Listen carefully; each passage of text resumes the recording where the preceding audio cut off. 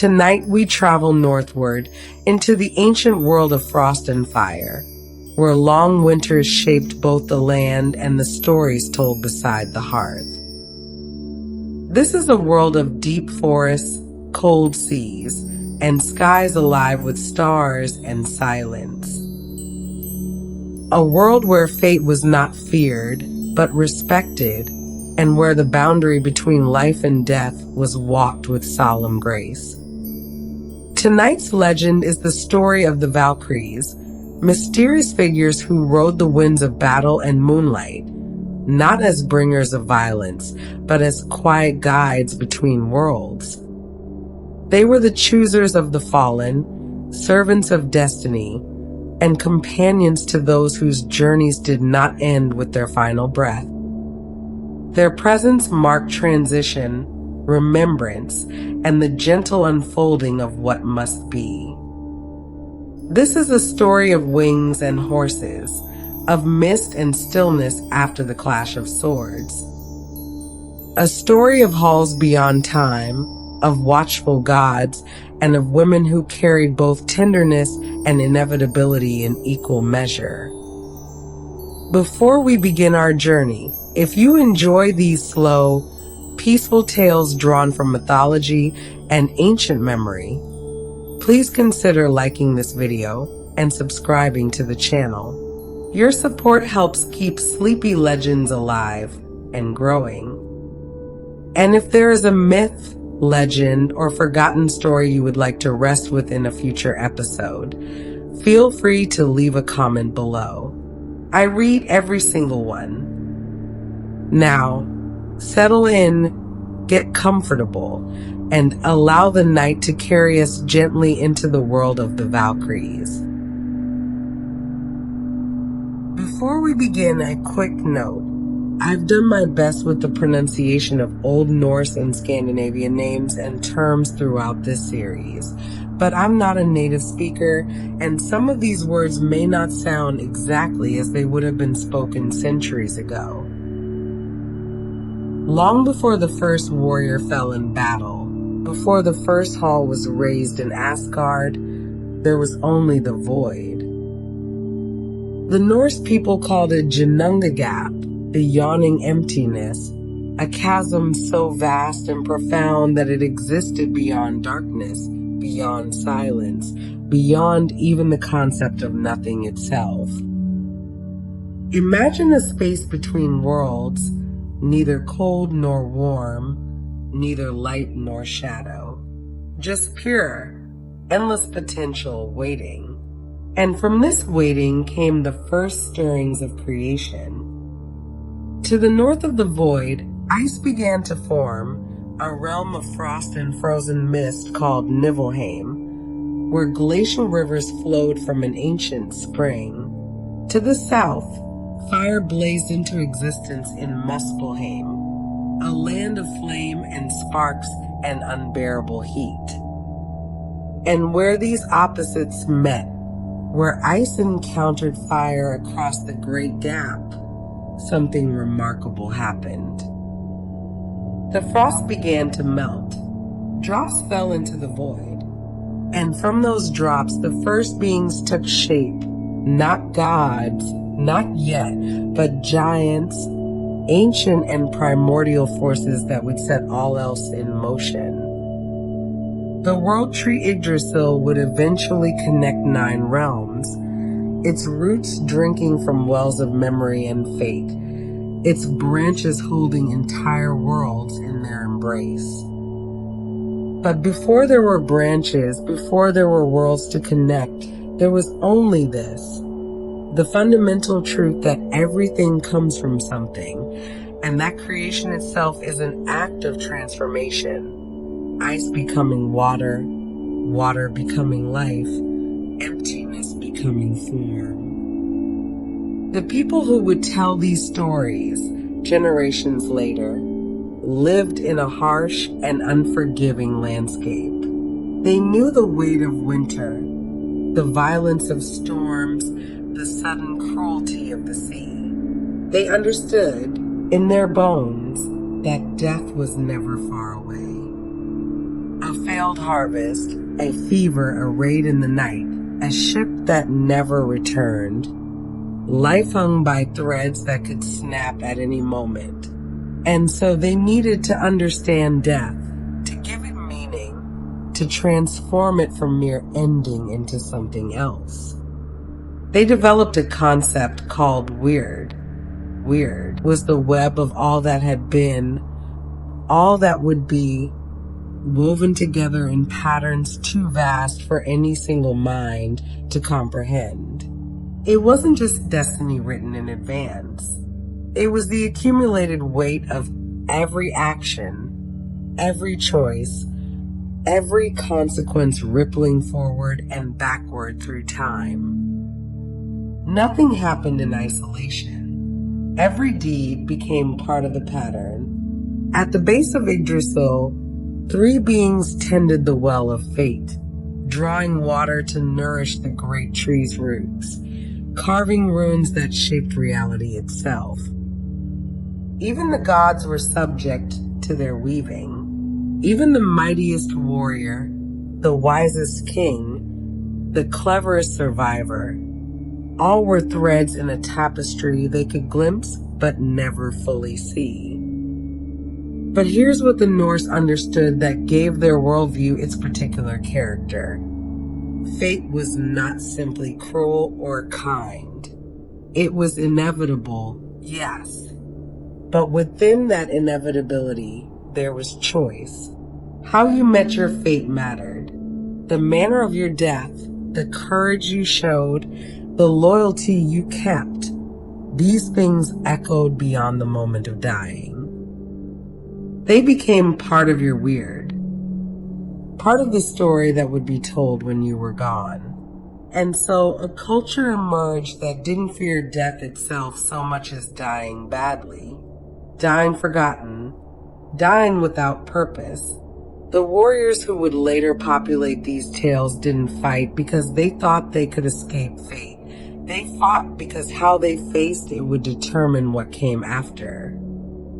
Would they simply sink into the earth, another body feeding the roots of Yggdrasil, or would something else await them? The cosmos they imagined needed intermediaries, guides, choosers, beings who could stand at that threshold between the living and the dead, between the battlefield and whatever lay beyond, and make selections based on criteria that mattered: courage, honor, the fierce joy of meeting one's fate with eyes open.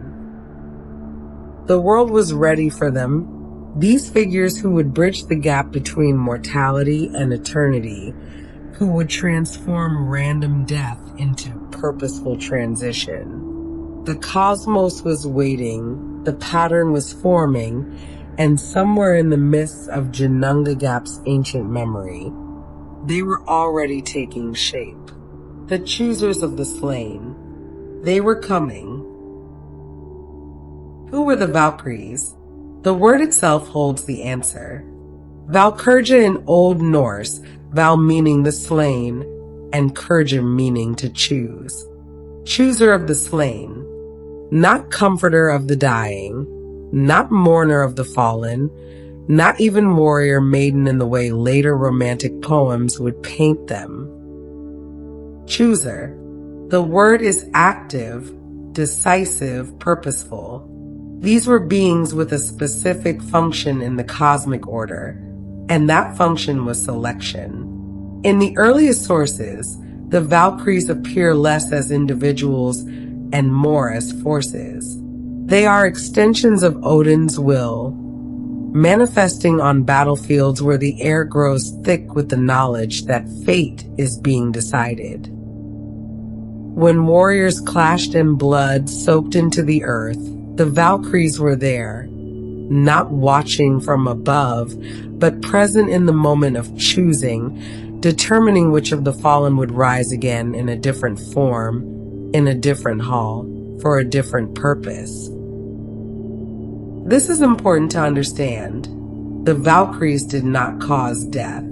They did not swoop down to strike warriors with invisible weapons or weave spells to make brave men fall. Death came through sword and spear and arrow, through the chaos and violence of battle itself. The Valkyries arrived in death's wake, performing a task that was necessary, even sacred. They separated those who would journey to Valhalla from those who would not. They were the mechanism by which courage was recognized and rewarded, by which the worthy dead were claimed for Odin's great hall. Think of them as threshold guardians, standing at the border between one state of being and another. A warrior's life ended on the battlefield, but the Valkyries determined whether that ending was also a beginning. Would this soul join the Einherjar, the honored dead who would feast and fight in Odin's hall until Ragnarok called them to their final battle? Or would they travel by other roads to other destinations in the Norse afterlife? The Valkyries made this choice, and in making it, they shaped the meaning of every warrior's death. Over time, as poets and storytellers embellished the old tales, the Valkyries gained names, personalities, distinct characteristics.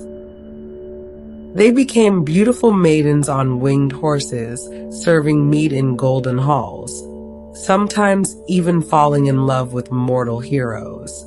These later images aren't false exactly, but they're elaborations, romantic additions to something that was originally more primal and more abstract. The core function remained unchanged. They chose the slain, but the poetry made them more human, more accessible, easier to imagine and describe. Yet, even in their most romanticized versions, the Valkyries retained something of their original nature. They were never entirely gentle. They were never completely removed from the violence that defined their purpose. Even when poets described them as fair and noble, there was always an edge of something harder underneath. A reminder that these were beings who walked through carnage without flinching, who looked upon the dying and made judgments that could not be appealed or reversed. This is where we must resist the temptation to see them as cruel. Cruelty implies malice, taking pleasure in suffering, inflicting harm for its own sake. The Valkyries did none of these things. They were inevitable, not cruel. They were part of the pattern, the weird that governed all existence. Just as the Norns at the base of Yggdrasil wove fate without malice, the Valkyries enacted fate without cruelty. They simply were, performing their function because the cosmos required it.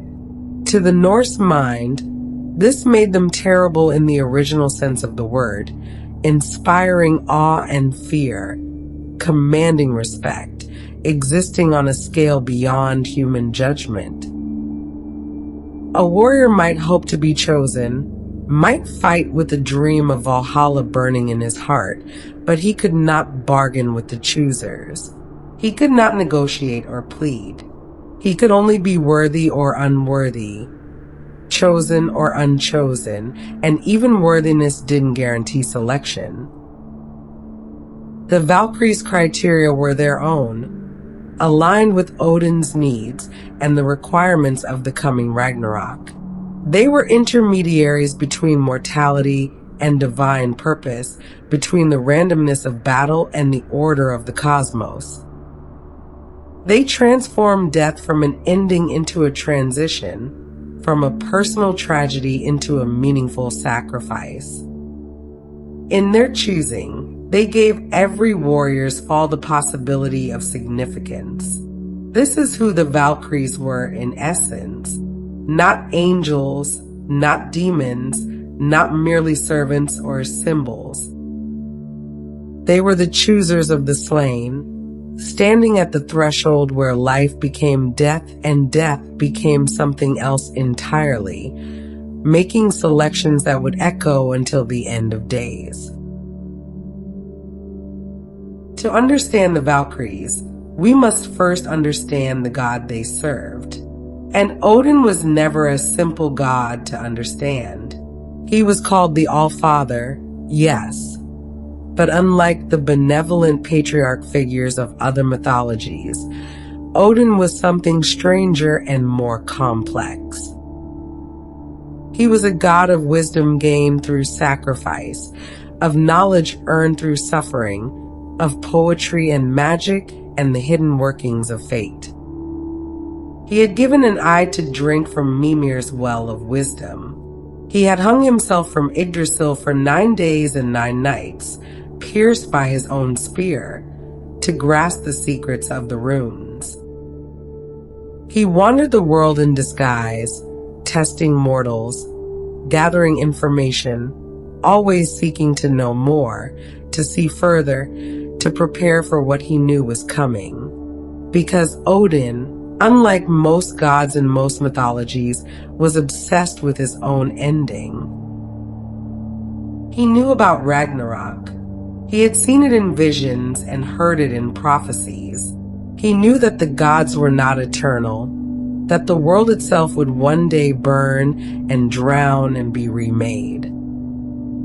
He knew that he would face the great wolf Fenrir in that final battle, and that the wolf would devour him. This was his fate, carved into the pattern of weird, unchangeable and absolute. But Odin, seeker of wisdom, understood something crucial. Even if the ending couldn't be changed, the manner of that ending could be influenced. The way one met fate could determine what came after, even for a god. And so he prepared. Valhalla, the Hall of the Slain, was not primarily a reward for brave warriors. It was a strategy.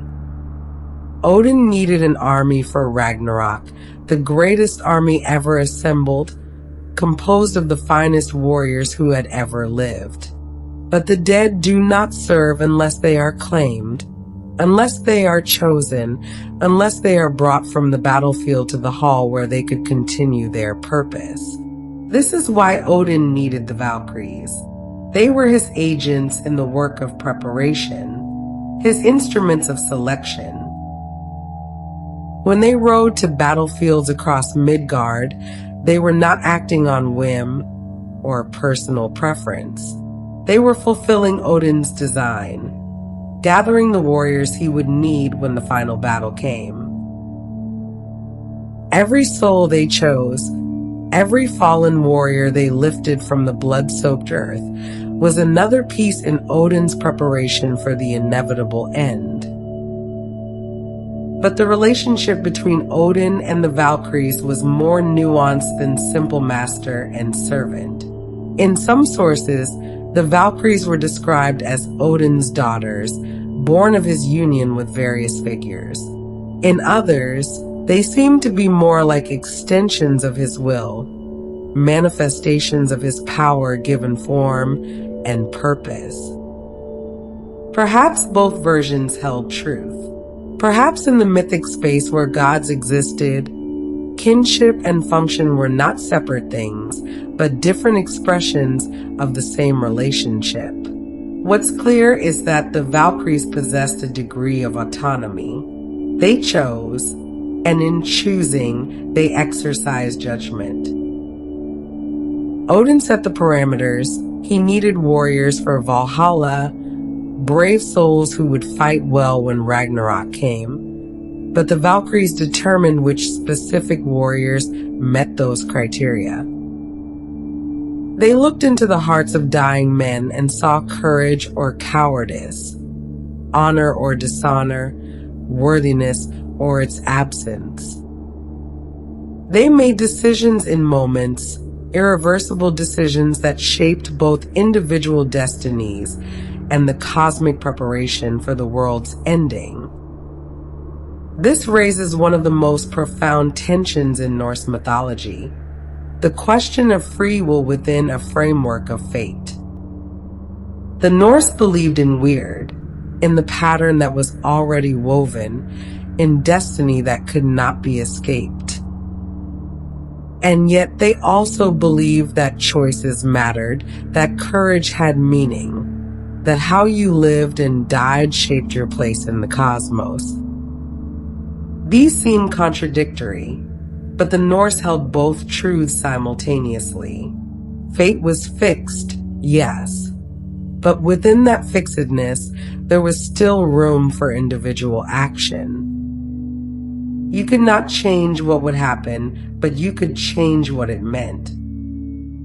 Odin embodied this paradox perfectly. He knew he would die at Ragnarok, but he still prepared. He still gathered wisdom, still assembled his army, still made choices even though the ultimate outcome was determined. The Valkyries, as his servants, enacted this same paradox. They chose warriors according to fate's design, but their choosing was still a choice. The warriors they selected had earned that selection through actions taken freely, through courage demonstrated in the face of death. A warrior could not force the Valkyries to choose him. He could not guarantee his place in Valhalla through calculation or strategy, but he could fight bravely. He could face death without fear. He could embody the virtues that the Valkyries recognized.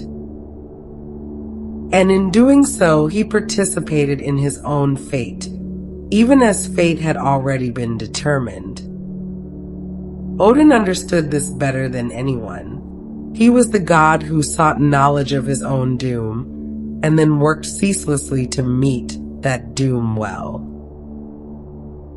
The Valkyries were essential to this work. They were the bridge between his divine purpose and the mortal realm. They were the mechanism by which individual courage became part of cosmic preparation. They transformed the chaos of battle into ordered selection, the randomness of death into meaningful transition. In serving Odin, the Valkyries serve something larger than a single god's ambition. They serve the principle that even in a world governed by fate, there was room for heroism. That even knowing the end, one could still prepare for it with dignity and purpose. That the manner of one's death could matter as much as death itself. Odin needed the Valkyries because he was building something in the face of destruction. He was creating meaning in the shadow of inevitable doom. And the Valkyries, in their choosing, helped him do this. Every warrior they selected was a statement that courage mattered, that honor persisted even in a world destined to burn, that preparing to meet fate well was itself a form of defiance against the emptiness that fate might otherwise represent. This was the binding between Odin and the Valkyries, not chains of servitude, but shared purpose. He sought to meet his end surrounded by the worthy. They sought to recognize worthiness in its moment of ultimate testing. Together, they made death meaningful in a cosmos where meaning had to be created, carved out of the inevitable like runes carved into stone. The All-Father and his choosers, working toward an ending they could not prevent, but refused to meet unprepared. This was wisdom. This was power. This was the relationship at the heart of the Valkyries' existence, not cruelty, not caprice, but purpose refined to its sharpest edge. The battle is over. This is when they come, not during the clash of shields, not in the thunder of charging warriors, not amid the war cries and the screaming. The Valkyries do not arrive in the heat of combat. They come after, when the noise has faded into echoes, when the last sword has fallen from the last hand, when the only sounds remaining are the wind moving across the field and the settling of things that will not rise again. The sun is setting, or perhaps it has already set. The light is failing, turning everything to shades of gray and silver and deep blue. Mist begins to gather in the low places, creeping between bodies, softening the harsh edges of what the day has wrought. The air smells of iron and earth, smoke and sweat, but also of evening, of dew beginning to form, of the world slowly reclaiming what has been broken upon it. And then, at the edge of perception, movement. They come on horseback, always on horseback. The horses themselves are otherworldly, larger than mortal steeds, their coats gleaming like polished metal in the dimming light. Some are pale as moonlight, others dark as storm clouds. Still others seem to shift between colors as they move, as if they exist partially in this world and partially in another. Their hooves make almost no sound as they cross the battlefield. Where you might expect the thunder of galloping horses, there is instead only the softest pressure of weight on earth, a whisper of movement rather than a proclamation. The Valkyries sit astride these horses with perfect stillness. They wear armor, but not the heavy practical armor of mortal warriors. Theirs catches what little light remains and transforms it. Moonlight running like water across metal surfaces, starlight tangled in the details of worked bronze and silver. Their helmets frame faces that are difficult to focus on, not because they are hidden, but because they exist in a way that mortal eyes struggle to fully capture. Beautiful. Yes, but beautiful in the way that distant stars are beautiful, or deep water, or the edge of a blade.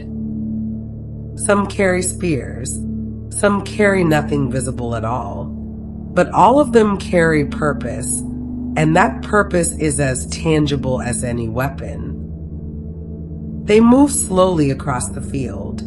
There is no hurry here. Time operates differently in this threshold space between life and death, between the battle's end and what comes after. They pick their way between the fallen, the horses stepping carefully, almost delicately, as if aware of the significance of the ground they cross. Each body represents a story ended, a weird completed. The Valkyries are here to determine which of those stories will continue in a different form. The mist thickens as they move, rising to the horses' knees, swirling around the Valkyries themselves. It creates the sense that they are not entirely here, not entirely solid, but rather figures emerging from some other realm, the boundary between worlds made briefly visible. The battlefield becomes a place of transition, neither fully part of the mortal world nor fully separate from it. There is a profound silence to their work. You might think there would be voices, pronouncements, judgments spoken aloud, perhaps even conversations between the Valkyries themselves. But there is only quiet. The silence after chaos, the stillness that follows violence. In that silence, the Valkyries perform their function. They pause beside certain fallen warriors. They dismount, moving with a grace that seems to leave no footprints in the bloodied earth. They kneel, or lean down, or simply place a hand upon a warrior's chest, and in that gesture, the choosing happens. What determines their selection? Even the ancient sources don't fully explain this. Courage, certainly. Honor in battle. Dying well.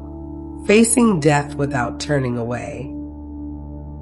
But there's something more, something ineffable. Perhaps it's a quality in the soul itself, something the Valkyries can perceive that mortal eyes cannot see. a brightness, a resonance, a note that harmonizes with Valhalla's purpose. Whatever it is, they recognize it instantly, without deliberation, without doubt. When a Valkyrie chooses a warrior, something shifts in the air around him. The body remains, that will be buried or burned according to mortal custom, but something else lifts away, drawn upward by the Valkyrie's presence. The warrior spirit, his essential self, rises to meet her. And in that rising, there is transformation. The wounds no longer matter. The pain is gone. What remains is the warrior's truest self, the courage and strength and will that defined him in life, now freed from the limitations of flesh. The Valkyries helps him mount behind her on her otherworldly horse. Or perhaps he is given a horse of his own. The sources vary, and perhaps the reality varies as well, depending on the warrior, the moment, the specific Valkyrie who has chosen him. What matters is that he is no longer bound to the battlefield. He is no longer merely dead. He has been selected, claimed, transformed from fallen warrior into something with continued purpose. And then they ride. The horses move differently now, no longer carefully picking their way across the field, but gathering speed, moving with increasing swiftness. The mist swirls around them, and the boundary between earth and sky begins to blur. They are ascending, though not in the simple physical sense of rising into the air. They are traveling between realms, taking a path that leads from Midgard toward Asgard, from the mortal world toward the halls of the gods. Behind them, the battlefield grows darker. The mist settles more heavily. The silence deepens. Other Valkyries continue their work, still moving among the fallen, still choosing, still performing their sacred function. But for those who have been selected, the battlefield is already fading, becoming memory rather than present reality. They ride through gathering darkness that somehow also contains light, the cold light of distant stars, the silver light of the moon, the strange light that seems to come from the Valkyries themselves. The journey to Valhalla is both long and instantaneous. It exists outside normal time, in that liminal space where transformation occurs. The warriors ride in silence, or perhaps in a state beyond silence, where words are unnecessary because everything is already understood. They have fallen. They have been chosen. They are being carried toward their next purpose. And the Valkyries guide them surely, never hesitating, never losing their way. They know these paths as intimately as they know the criteria for choosing. This is their function, their essence, the reason they exist. To ride across battlefields in the failing light, to recognize worthiness in the moment after death, to gather the slain and carry them to the hall where they will feast and fight until the world's ending. The horses' hooves make soft thunder now, a distant rolling sound like storm approaching across empty plains. But it's not threatening. It's almost comforting, that steady rhythm, that sense of movement with purpose, of journey toward destination. The darkness is complete now, but within it there is no fear. Only motion, only transition, only the knowledge that the choosing has happened and the next chapter is beginning. Behind them, far behind them now, the battlefield lies empty beneath the stars. The mist covers everything. The silence is absolute. The chaos has been transformed into peace, or at least into the quiet that follows all endings. And the Valkyries ride on, carrying the chosen, fulfilling their purpose, moving between worlds in the timeless space where death becomes something other than ending. This is their ride. This is their gift. This is who they are. There is a moment between life and death that most will never experience consciously. A threshold moment, a pause where the body has failed but something else, the self, the soul, whatever name we give to the essential spark of being, has not yet fully departed. In Norse belief, this was when the Valkyries made their selection. Not before, when the warriors still lived and fought. Not after, when the spirit had already begun its journey elsewhere.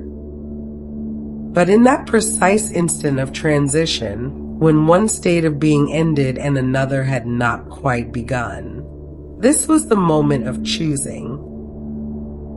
It's tempting to think of this as judgment, to imagine the Valkyries weighing souls against some standard of worthiness, tallying deeds and measuring virtue the way scales measure gold. But that's not quite right. Judgment implies evaluation from outside, the application of external standards to determine value. What the Valkyries performed was something different, something more intimate and more absolute. They recognized alignment. Think of it this way. Valhalla had a purpose. Odin needed warriors for Ragnarok, yes, but not just any warriors. He needed those who would fight well when the world ended, who would stand without faltering when all hope was lost, who would face the ultimate destruction with courage and resolve. The Valkyries did not create these qualities in warriors. They simply recognized which warriors already possessed them, which souls already carried the particular brightness that would be needed when the final battle came. A warrior could not pretend to have this quality. He could not argue for his worthiness or present evidence of his deeds. In that moment between life and death, all pretense fell away. The Valkyries saw what was actually there, not reputation, not accomplishments, not the stories others would tell, but the essential truth of who the warrior was.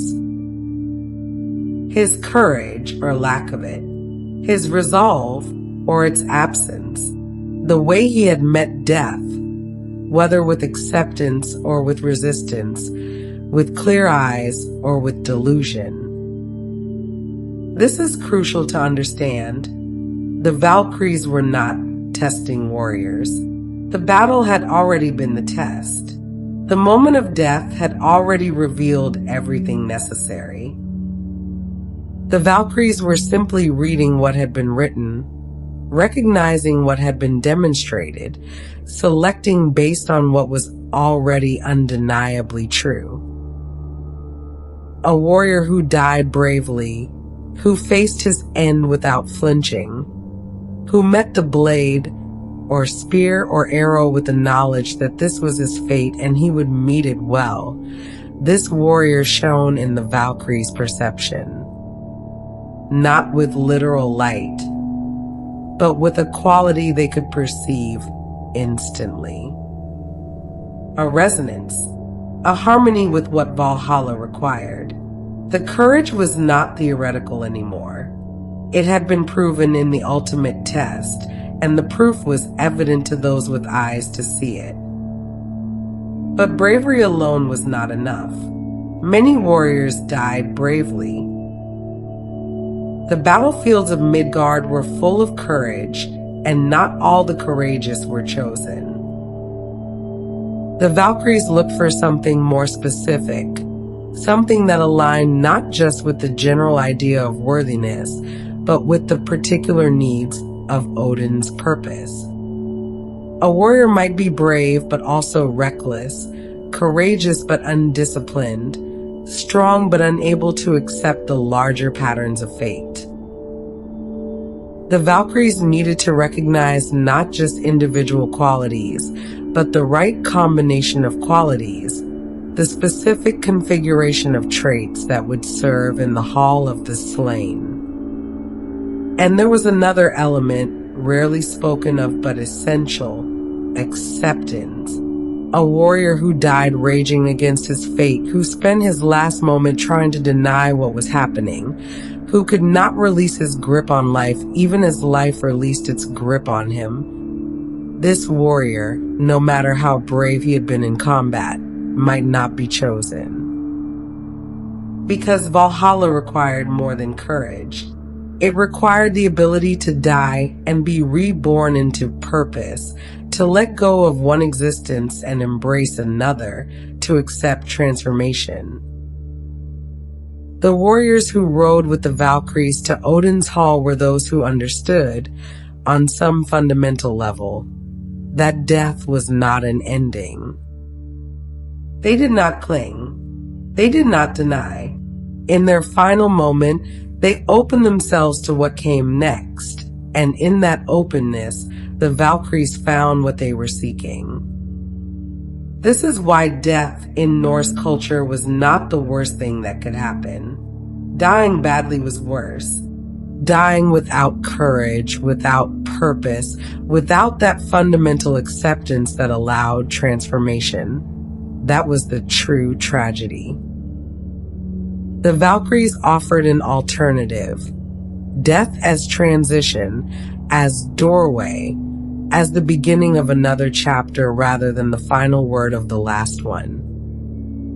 When a Valkyrie knelt beside a fallen warrior and placed her hand upon him, she was not conferring worthiness. She was acknowledging it. The warrior had already demonstrated everything necessary. He had already written his fate through his actions, his courage, his manner of meeting death. The Valkyrie was simply reading what had been written and acting accordingly. And in that gesture, the touch, the choosing, the claiming, something profound occurred. The warrior's spirit, which might have dispersed into the mist or sunk into the earth, or traveled to one of the other realms that awaited the dead, was instead gathered up, held, redirected. The Valkyrie's presence acted as a kind of anchor, keeping the spirit coherent, maintaining its identity and purpose even as it separated from the body. This was a gift, though perhaps not in the way we usually think of gifts. It was an offering of continued existence, continued purpose, continued meaning. The warrior who was chosen did not simply cease to be. He became one of the Einherjar, the honored dead of Valhalla. He would feast in Odin's hall, drinking mead that never ran out, eating meat that replenished itself each day. He would fight his fellow warriors each morning, dying if necessary, only to rise again each evening, unharmed, ready to feast once more. He would continue in this way until Ragnarok called him to his final purpose, to stand beside the gods in the last battle, to fight against the forces of destruction, even knowing that destruction would ultimately win. To modern ears, this might sound less like reward and more like strange imprisonment, an eternity of feasting and fighting, preparing for a battle that could not be won.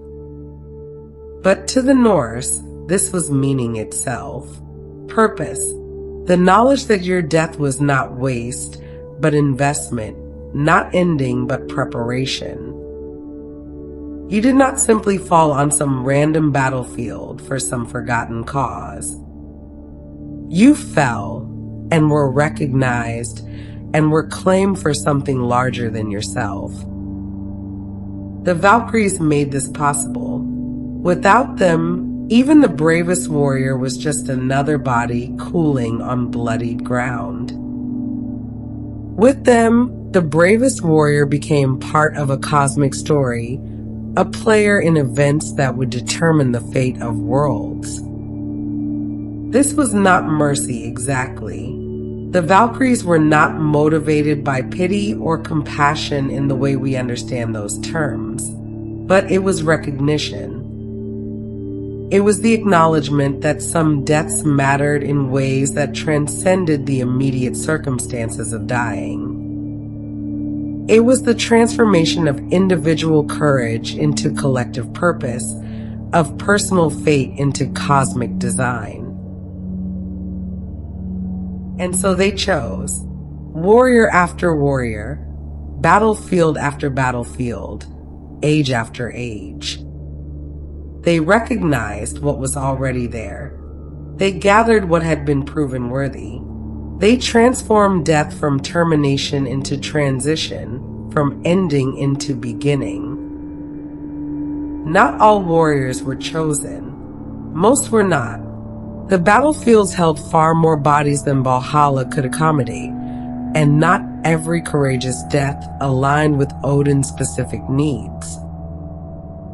Those who were not chosen traveled other paths, to Hell's realm, or to join their ancestors, or to dissolve into the great pattern of existence in ways the old stories do not fully describe. These were not punishments. They were simply different fates, different continuations, equally valid in their own way. But for those who were chosen, for those whose courage and resolve and acceptance aligned with what the Valkyries sought, death became something extraordinary. It became selection. It became transformation.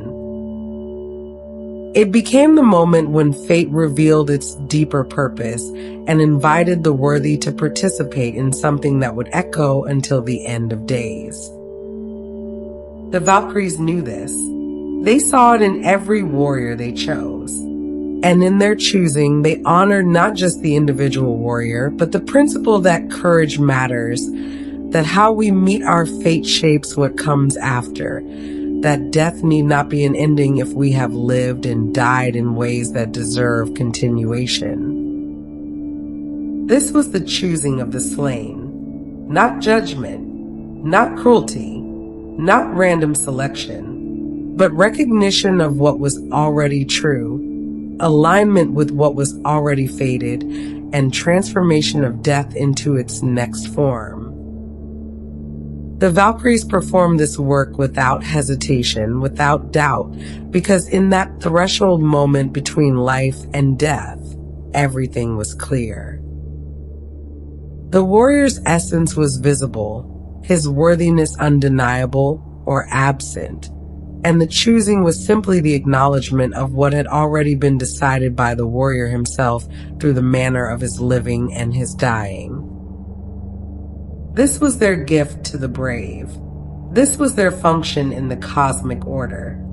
This was why they rode across battlefields in the fading light, seeking those who had proven themselves worthy not through ambition or desire, but through the simple, profound act of meeting death well.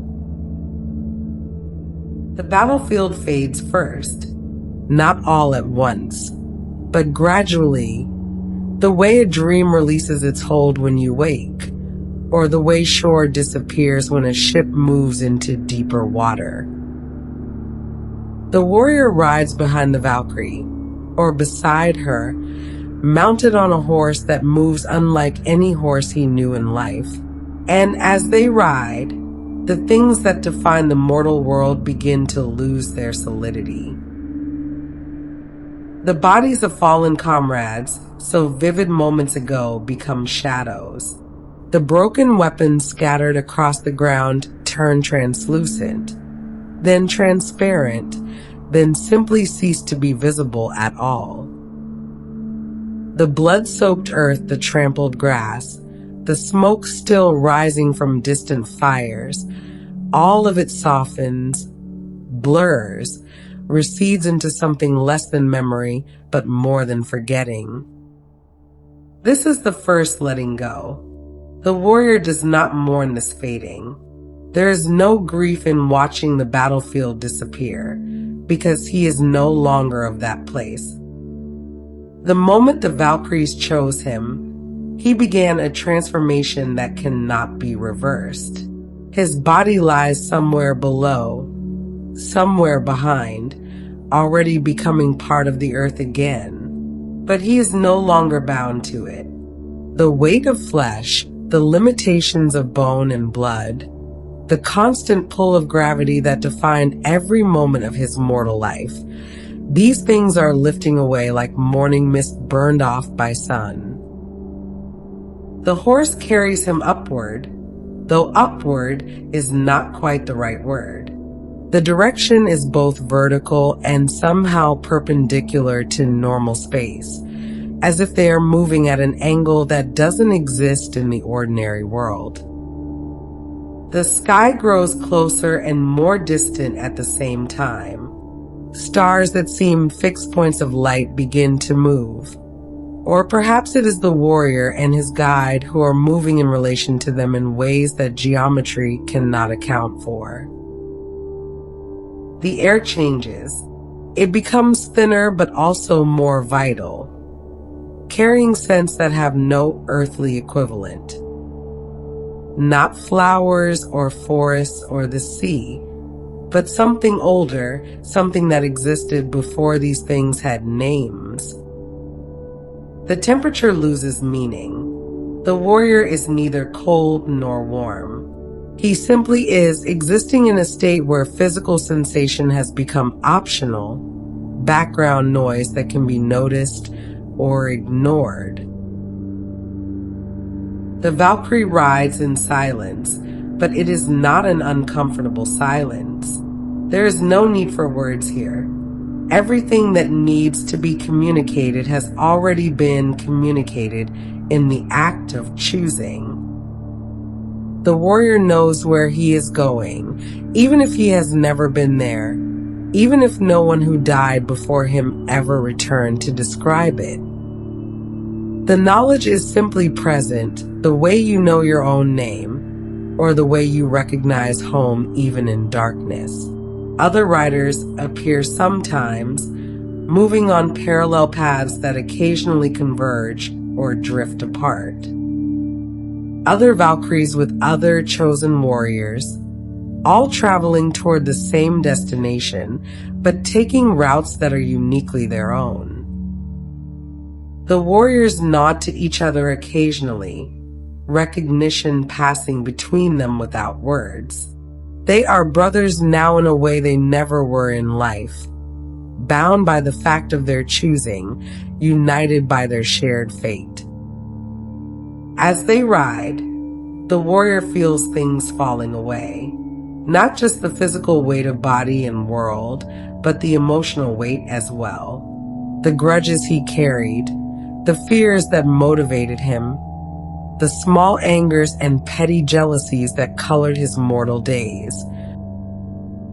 These begin to lose their grip, not because he is forced to release them, but because they simply matter less. They belong to a context that no longer applies.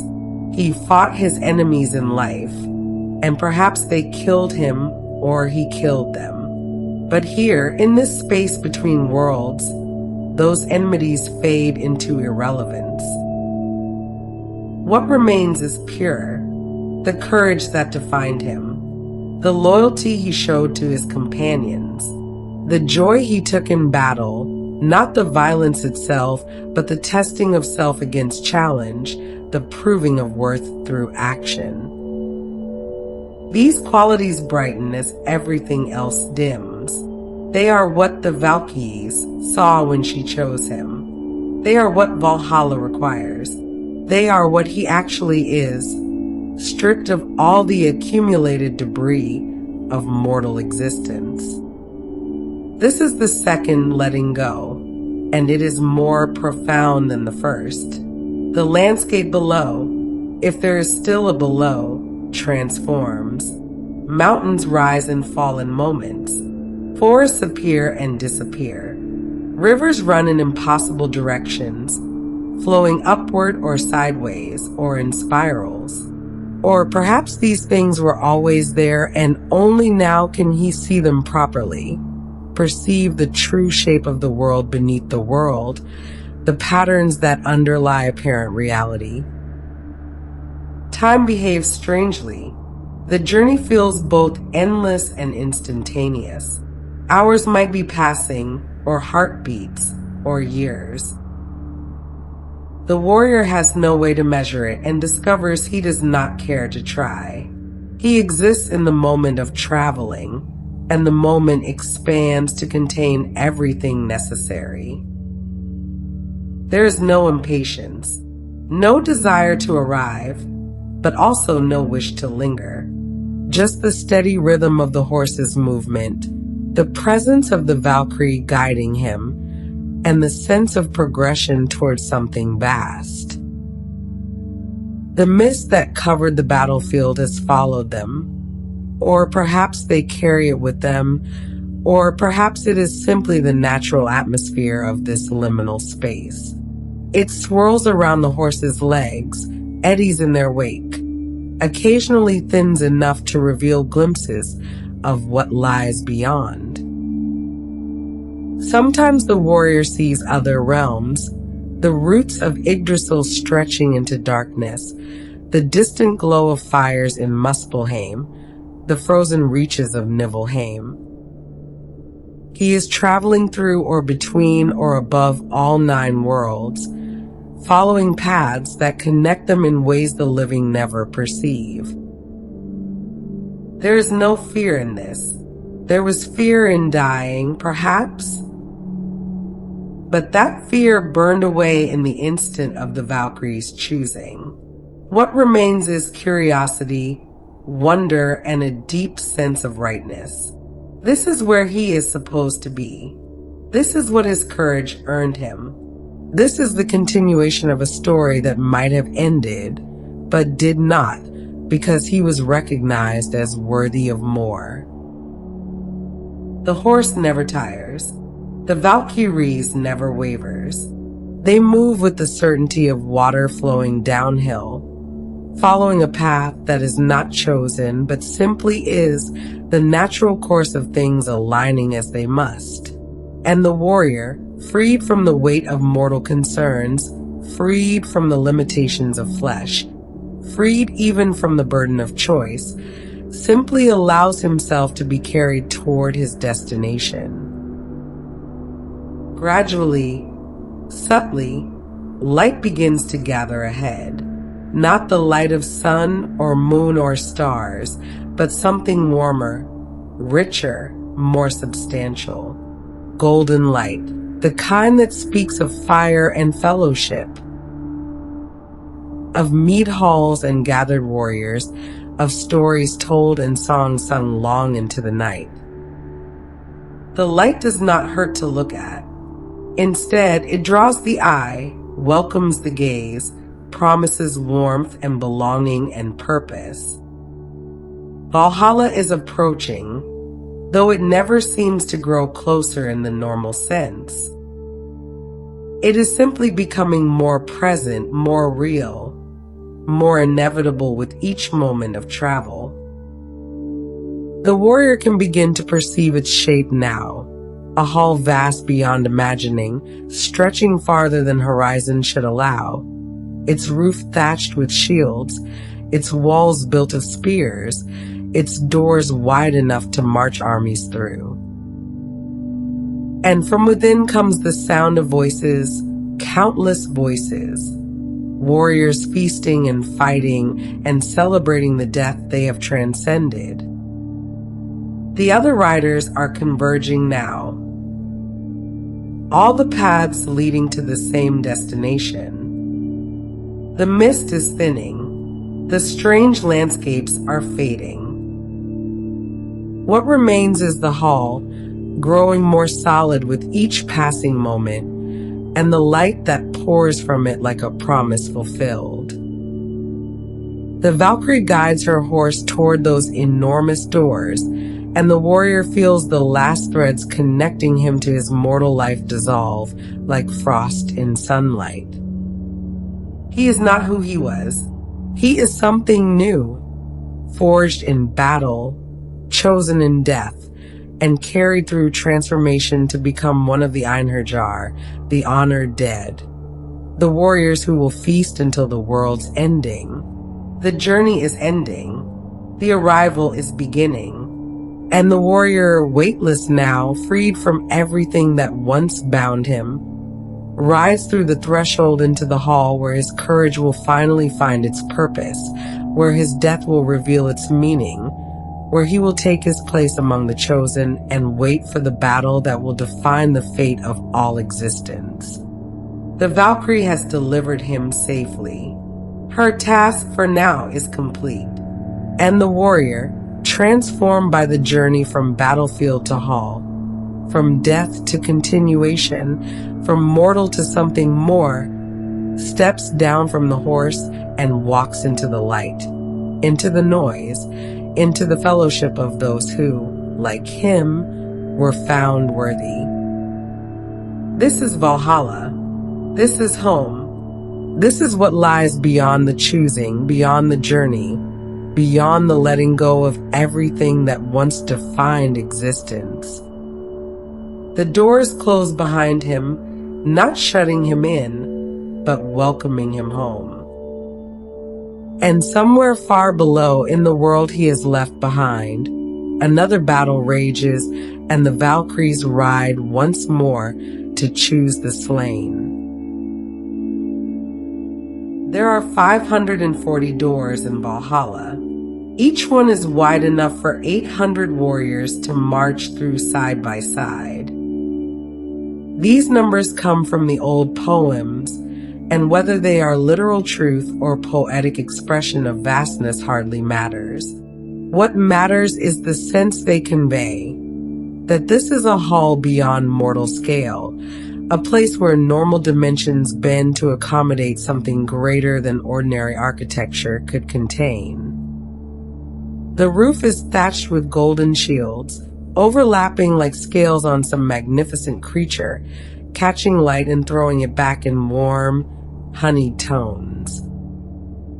The rafters are spears, countless spears, their shafts straight and true, their points aimed at the sky beyond the hall's confines. This is a building made from the implements of war, yet there is nothing threatening about it. The shields and spears have been transformed from weapons into shelter, from tools of death into the framework of a home. The walls, when you can see them through the press of warriors and the play of firelight, are built from wood that never decays, timber that seems to have been growing since the world began. There are carvings everywhere, intricate knotwork, images of beasts and battles, runes that spell out names and deeds and stories. Every surface carries history. Every beam holds memory. The hall itself is a kind of record, a testament to all the courage it has housed, all the warriors it has sheltered. Light fills the space, but it does not come from any single source. There are fires, yes, great fires burning in pits down the center of the hall, flames that produce warmth without smoke, light without glare. But there is also a quality to the air itself, as if the hall generates its own illumination, as if the very fact of so much courage gathered in one place creates a glow that requires no fuel, no tending, no source beyond its own existence. The time here is always evening, not the early evening when day still lingers, nor the deep evening when night has claimed everything. Rather, that perfect moment between, when the sun has set but darkness has not yet fallen, when the sky holds color without brightness, when shadows are soft and the world feels suspended between states. This is the eternal time of Valhalla, unchanging, unending, neither day nor night, but the threshold between them. The air smells of wood smoke and roasted meat, of mead and leather, of oil used to care for weapons, and wool soaked in rain and dried by fire. These are the scents of life lived communally, of warriors gathered together, of a home built from shared purpose. But beneath these familiar smells is something else, something harder to name, a freshness, a vitality, as if the air itself is somehow more alive than the air of mortal realms. The hall is never silent, but neither is it overwhelmingly loud. There are voices, always voices, warriors talking and laughing, telling stories, recounting battles. But the sound has a quality of comfort to it, like rain on a roof or wind in trees, present but not demanding, filling the space without overwhelming it. You can speak and be heard. You can listen and understand. The acoustics of the hall, impossible as they should be given its size, somehow allow for both intimacy and grandeur. Long tables stretch the length of the hall, so long that their ends disappear into distance. These are not rough-hewn planks, but finished wood, smooth under hand and arm, surfaces that have held countless cups and plates, absorbed countless spills, witnessed countless gatherings. Warriors sit on benches, shoulder to shoulder, the proximity not crowding but companionable. There is always room for one more.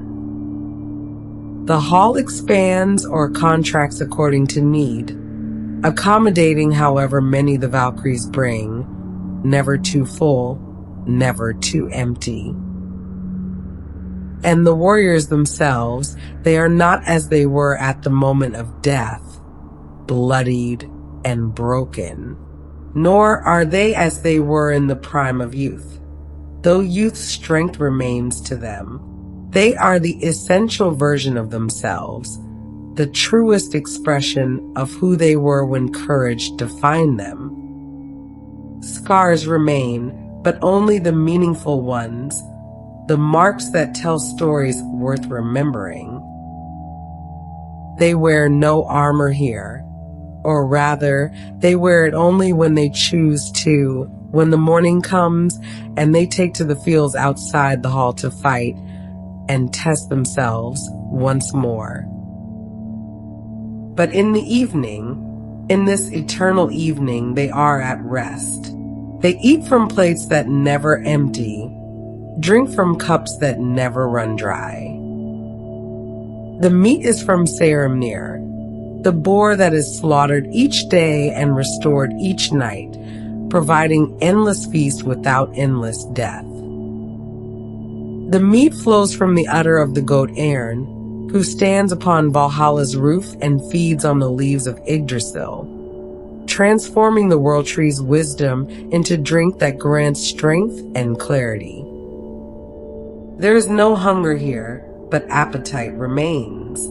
No thirst, but the pleasure of drinking. The feast is not about need, but about fellowship, the simple joy of sharing food, and drink with those who understand what you have experienced, who have walked the same path from battlefield to hall, who carry the same knowledge of having died and been chosen.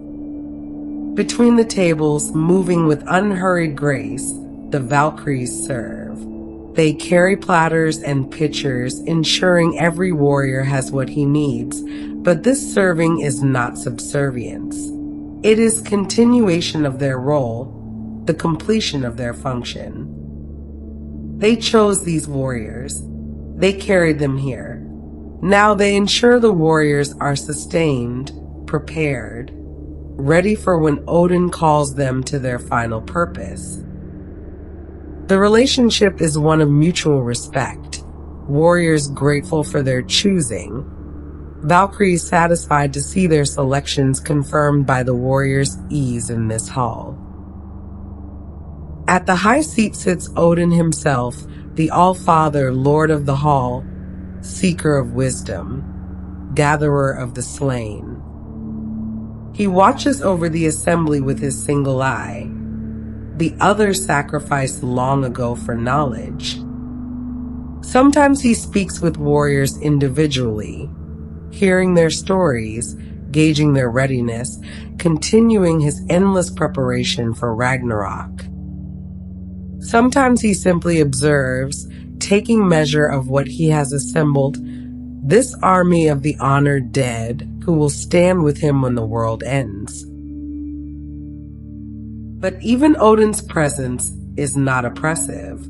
There is weight to it, certainly the weight of divine purpose and cosmic stakes. But there is also something almost peaceful about it, the sense that here, in this hall, everything is proceeding as it should. The warriors have been chosen. They are being prepared. The pattern is unfolding according to fate's design. There is terrible purpose here, but also terrible patience. Ragnarok will come when it comes.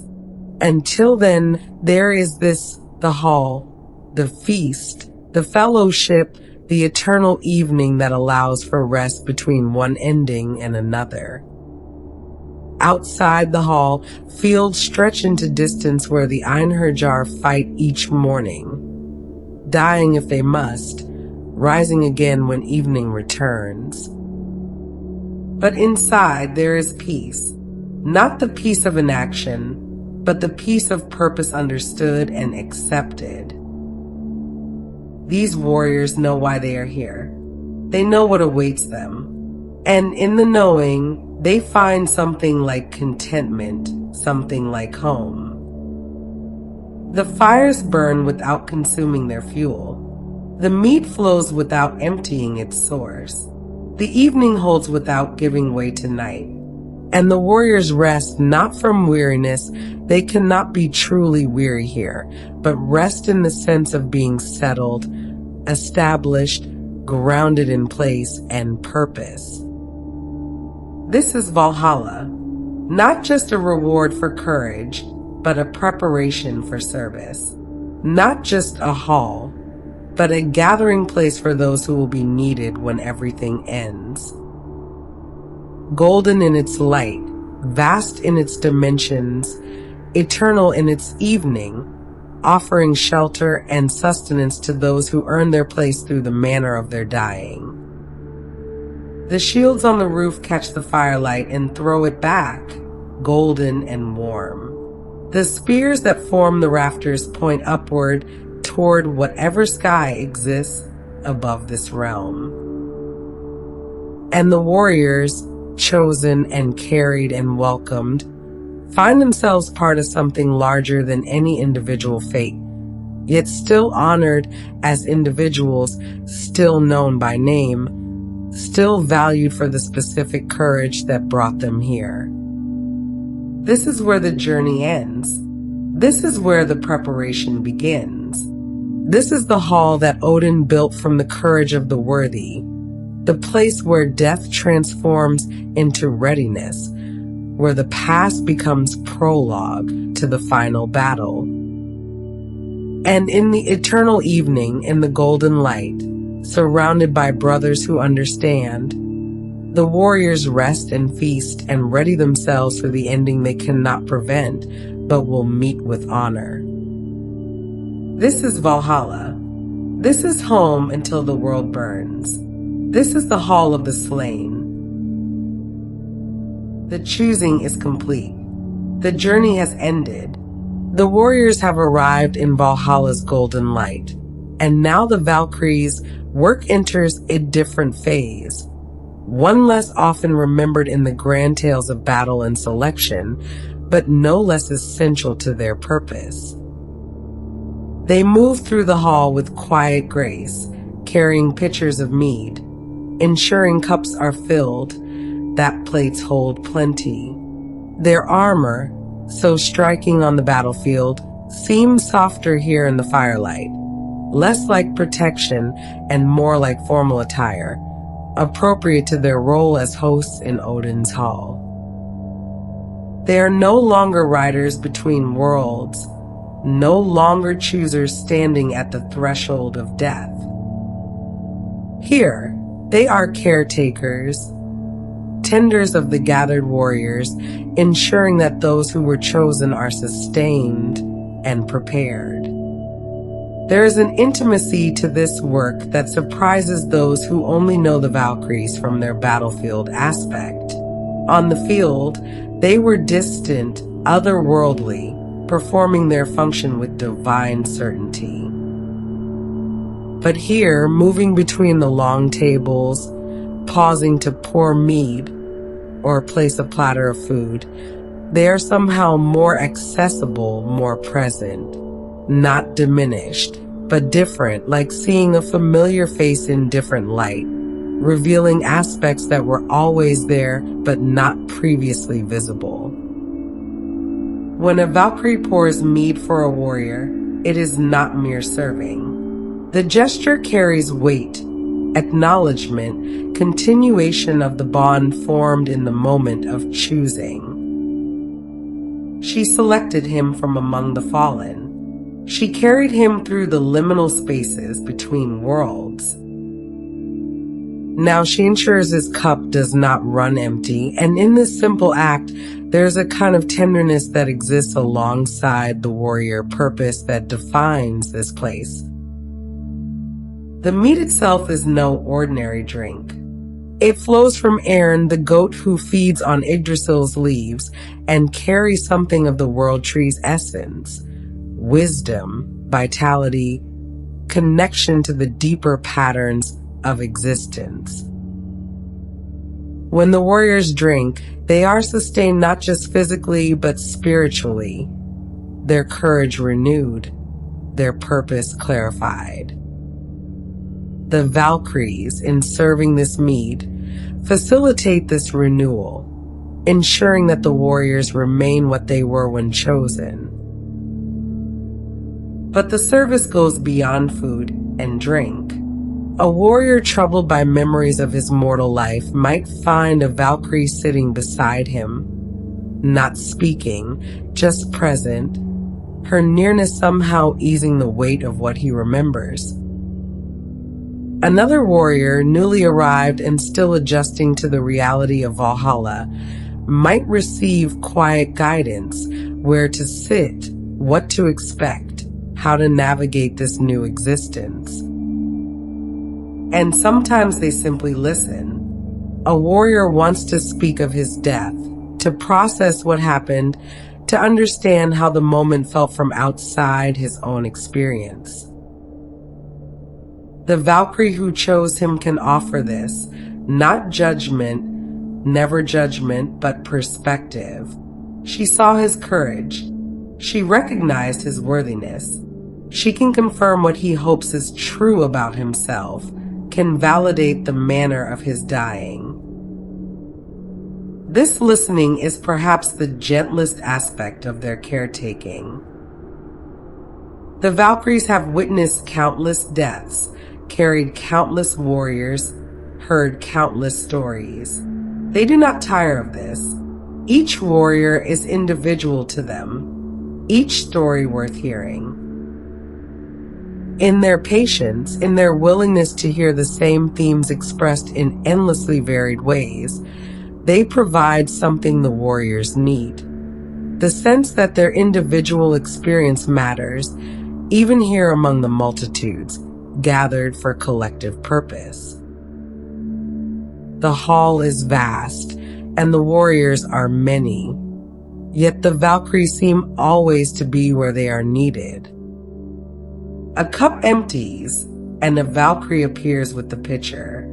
A warrior sits alone at the table's edge, and a Valkyrie pauses beside him, offering companionship or solitude as his demeanor suggests he needs. Despite their constant presence, the Valkyries maintain something of their otherworldly quality. They are approachable but not ordinary, gentle but not soft. They serve, but this serving comes from a position of power, not subservience. They chose these warriors. In a very real sense, they gave them this existence, this continuation, this purpose. Mostly, the Valkyries' work is quiet work. Filling cups, placing food, sitting beside those who need presence, speaking with those who need words, moving through the hall like a gentle current, constant and sustaining, ensuring that the warriors remain ready, remain strong, remain aligned with the purpose for which they were chosen. This is the aspect of the Valkyries that the battlefield does not reveal: their capacity for care, their patience with the needs of those they have gathered, their willingness to serve even as they maintain their essential nature as beings who stand between worlds and shape fate through their choices. The cup is filled, the warrior is tended, and the Valkyries move on to the next need. Their work as endless as the choosing itself, their gentleness as real as their power. In the earliest sources, the Valkyries appear as a collective force, unnamed and undifferentiated, their power coming from their shared function rather than individual identity. But as the stories were told and retold, as poets elaborated on the ancient themes, certain Valkyries emerged from the mass, given names that revealed something essential about their nature and purpose. These names were not arbitrary. Each one carried meaning, embodied a concept, represented an aspect of what the Valkyries were and did. To speak a Valkyrie's name was to invoke a particular quality of battle, death, or fate. The name Valkyries were less individual personalities and more personifications of forces that shaped the warrior's world. Brynhildr stands among the most famous, though her story grew complicated in later tellings, woven into sagas of heroes and tragic love. But her name itself is revealing: armor battle or bright battle, depending on interpretation. She embodies the idea of combat made radiant, death made meaningful through courage. In some versions of her tale, she defies Odin's will, choosing a warrior he did not intend for Valhalla, and is punished by being transformed from Valkyrie to mortal woman. This story speaks to the tension between individual choice and cosmic necessity, between personal will and the larger pattern of fate. Sigrin, Victory Rune, represents the mystery at the heart of battle's outcome. Victory is never guaranteed by strength alone. There is always something else at work, something that can be symbolized but never fully controlled. The runes themselves were sources of power and knowledge in Norse belief, carved to influence fate, to shape reality. A Valkyrie named Victory Rune embodies the idea that outcomes in battle are determined by forces beyond the visible clash of weapons, that some deeper pattern decides who will stand and who will fall. Skuld is perhaps the most philosophically significant. Her name means death, or future, or that which shall be. She is numbered among the Norns in some sources, those three beings at the base of Yggdrasil who weave fate itself. As a Valkyrie, Skuld represents the inevitable future rushing toward the present, the debt that all warriors must eventually pay, the certainty that what shall be will be regardless of hope or fear. She is not cruel in demanding this debt. She simply is the debt, the manifestation of time's forward movement, the personification of endings that cannot be escaped. Gunnar, battle or war, is perhaps the most straightforward, yet no less powerful for that simplicity. She is combat itself made manifest, the chaos and violence and testing that defines the warrior's existence. Not the causes of war, not its consequences, but the immediate reality of it, the moment when weapons meet, when courage is tested, when fate reveals itself through action. To be chosen by Gunnar is to be chosen by war itself, recognized by the very force that brought you to the point of death. Other names appear in the old texts, each carrying its own weight of meaning. Hildur means battle. Geirskogul means spear skogul, with skogul itself being an old word related to battle. Skogul alone appears as well, a name that seems to mean high-towering or shaker. Gondul means wand-wieler, or she who wields the magic staff, suggesting the magical aspect of the Valkyries' function. Rhoda and mist appear, sleet and mist, evoking the obscuring fog of battle, the confusion and uncertainty that makes courage necessary. These names cluster around similar concepts: battle, war, combat, the implements and atmosphere of fighting. This is not coincidence. The Valkyries were intrinsically connected to the reality of warfare, not as causes, but as presences, forces that manifested when warriors met in deadly contest.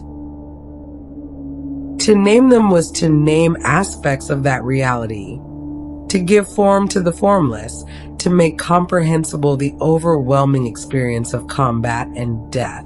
It is important to understand that these named Valkyries were not fully developed characters in the way we might think of fictional personalities today. They did not have detailed backstories, complex motivations, or character arcs.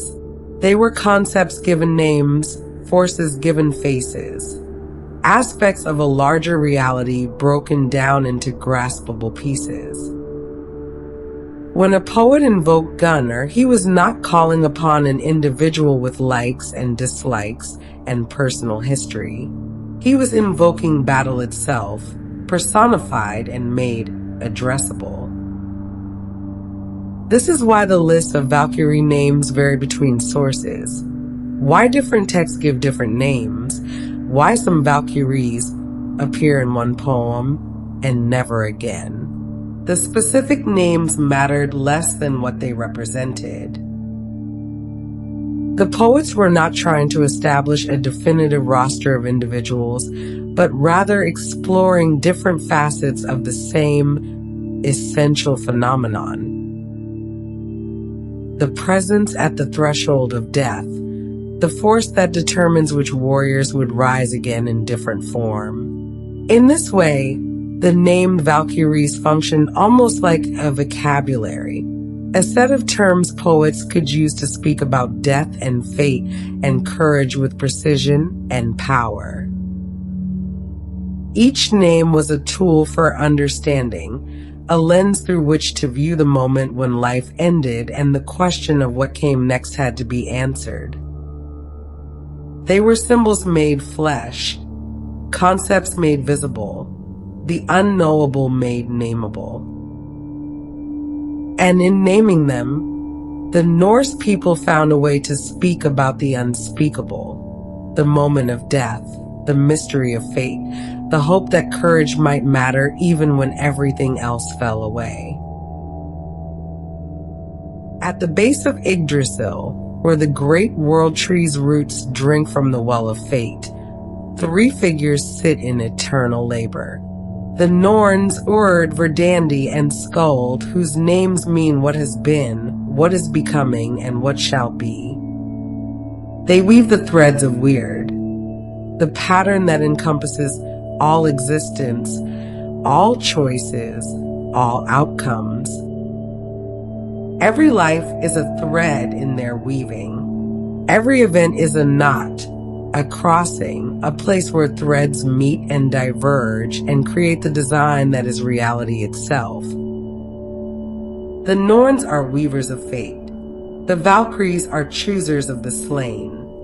And between these two functions lies one of the deepest mysteries in Norse cosmology, the relationship between destiny and action, between what must be and what can be chosen. The question haunts the heart of the mythology. If fate is already woven, if the Norns have already determined what will be, then what role do the Valkyries actually play?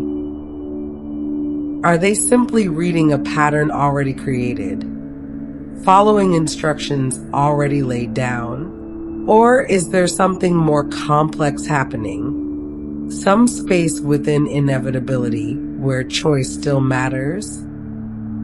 Consider the moment when a Valkyrie arrives at a battlefield. The battle is over. Warriors lie dead or dying. From the Norns' perspective, these deaths were always going to happen. The threads were woven long ago. The warrior who fell to a spear thrust. His weird already included that moment, that wound, that ending. Nothing could have changed it, and yet the Valkyrie chooses. She looks upon the fallen and selects certain warriors for Valhalla. In that selection, she is making a decision, exercising judgment, determining an outcome. How can both things be true? The answer lies in understanding that fate in Norse belief was not simple predetermination. It was more intricate, more layered than the idea that everything is decided in advance and mortals are merely actors following a script. The Norns wove patterns, yes, but the patterns were woven from the consequences of actions, from the accumulated weight of choices made and deeds done. Weird was not imposed from outside. It emerged from within, from the nature of things and beings expressing themselves through time. When a warrior lived bravely, when he faced challenges with courage, when he met death without flinching, these actions were both fated and free. They were fated because they emerged from who he essentially was, from the thread that represented his existence in the cosmic weaving. But they were free because he actually did them, actually chose them, actually manifested the courage that defined his weird. The Norns wove what was true about him. The warrior made it true through his living. The Valkyries enter this pattern at a specific moment, the moment when a thread ends in the mortal realm. The warrior's life is complete. But what comes next is not yet determined, or rather, it is determined by what the warrior has already proven himself to be. The Valkyrie does not create his worthiness. She recognizes it. She sees what the pattern has revealed and acts accordingly. In this sense, the Valkyries are agents within the larger design, not separate from it. They are part of how fate expresses itself, how the pattern continues beyond individual deaths, how the weaving extends from mortal life into divine purpose. When a Valkyrie chooses a warrior for Valhalla, she is not contradicting the Norns' weaving. She is continuing it, following the thread to its next destination, ensuring that what the warrior proved himself to be in life will be given opportunity to fulfill its purpose in death. Some sources suggest that Skuld herself is both Norn and Valkyrie, existing in both roles simultaneously. This is not contradiction, but recognition of a deeper truth, that the forces shaping fate and the forces enacting fate are not truly separate. Skuld as Norn weaves what shall be. Skuld as Valkyrie ensures that what shall be actually comes to pass. The same essential function expressed at different moments, in different contexts, but always part of the same cosmic work. The Norn see the entire pattern. They perceive all threads simultaneously, all moments, all outcomes. The Valkyries operate within time, moving from battlefield to battlefield, moment to moment, making their selections as events unfold. But both are working with the same fundamental reality. The truth of who warriors are, what they have proven, what they deserve, what fate requires. There's a kind of call and response between the Norns weaving and the Valkyries choosing. The Norns weave a warrior's courage into his thread. The warrior expresses that courage in battle. The Valkyrie recognizes the courage in the moment of death. The warrior is carried to Valhalla. The Norns incorporate this continuation into the larger pattern. The weaving goes on, more complex now, including not just mortal life, but afterlife. Not just individual fate, but collective purpose. And always, underneath it all, the great inevitable truth that the Norns have woven into the deepest layer of the pattern, Ragnarok. The ending of the world. The final battle. The moment when all the threads will be cut, when the pattern will be completed, when fate itself will reach its conclusion. The Valkyries know this. They are gathering warriors for that final battle. Every selection they make is part of preparation for an ending that cannot be prevented. The Norns have woven it. The Valkyries are enacting it. Odin is preparing for it. The warriors in Valhalla are training for it. Everything is moving toward the same inevitable conclusion. Yet even here, even in the face of ultimate inevitability, there is meaning in the movement. The manner matters.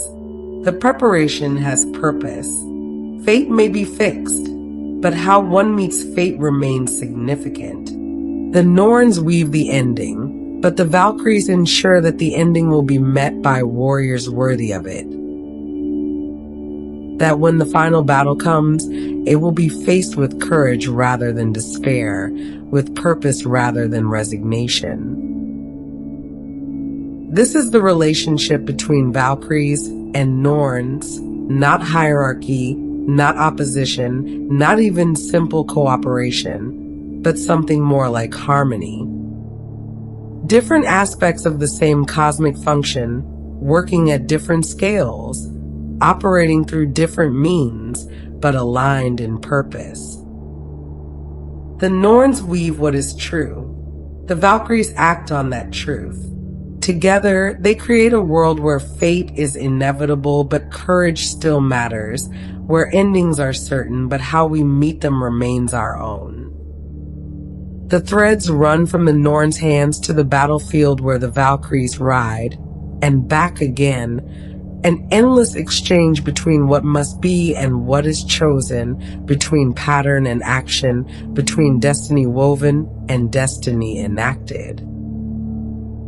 And in this exchange, the Norse people found their answer to the hardest question: how to live with meaning in a world where fate was already determined. You lived bravely. You died well.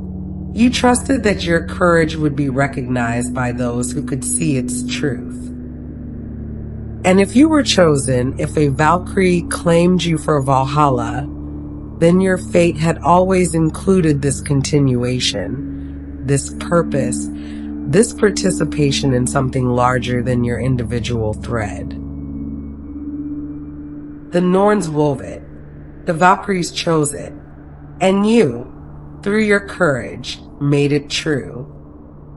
This is how fate worked in the Norse cosmos, not simple predetermination, but a complex weaving where what was fated and what was chosen were ultimately the same thing, seen from different angles, expressed through different actions, but always part of one unified pattern extending from the roots of Yggdrasil to the halls of the gods to the battlefields of mortal men and back again. The Valkyries ride, the Norns weave, and the pattern continues, intricate and terrible and beautiful, until the moment when it reaches its completion and the world itself transforms into something new. The boundary between mortal and divine was never absolute in Norse mythology. Gods walked among humans in disguise. Giants mingled with the Aesir, and sometimes, very rarely, a mortal man encountered a Valkyrie not on the battlefield in the moment of his death, but in life, in circumstances that allowed for something beyond the chooser's usual function. These encounters, preserved in the later sagas and poems, are inevitably tragic. They are stories of longing and loss, of love that cannot be sustained, of the unbridgeable gap between mortal existence and divine purpose. Yet they are also stories that reveal something essential about the Valkyries, that beneath their cosmic function, there was capacity for connection, for feeling, for the pull of individual relationship, even when it conflicted with larger duty. The most famous of these tales involves Brynhildr, the Valkyrie who defied Odin. The details vary between sources, but the core remains consistent. She chose a warrior in battle that Odin had not intended for Valhalla, following her own judgment rather than the Allfather's will. For this transgression, she was punished, transformed from Valkyrie to mortal woman, placed in an enchanted sleep behind a wall of fire, waiting for a hero brave enough to claim her. Sigurd the Dragon Slayer crossed the flames and woke her. For a time, they were bound together, their fates intertwined. But curses and oaths and the complicated machinery of saga plot intervened. Sigurd was given a potion that made him forget Brynhildr. He married another. Brynhildr, betrayed and despairing, arranged for Sigurd's death, then took her own life to join him in death, since they could not remain together in life. The tragedy here is multi-layered. A Valkyrie loved a mortal man, but that love cost her divine nature. Even transformed into mortal woman, she retained something of what she had been: the fierce pride, the unwillingness to accept dishonor, the need for truth and courage even when circumstances made these impossible.